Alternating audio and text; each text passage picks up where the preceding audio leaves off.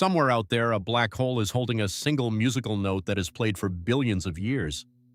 But before we get to that, here's the stranger part. Almost everywhere else in space, the loudest explosion you can imagine makes absolutely no sound. Here's why. Sound isn't a thing that travels, it's a shove passed from one air molecule to the next. So take away the molecules and there's nothing left to pass the shove along. And space is that emptiness, a near-perfect vacuum with almost nothing to touch. Scientists measured that wave.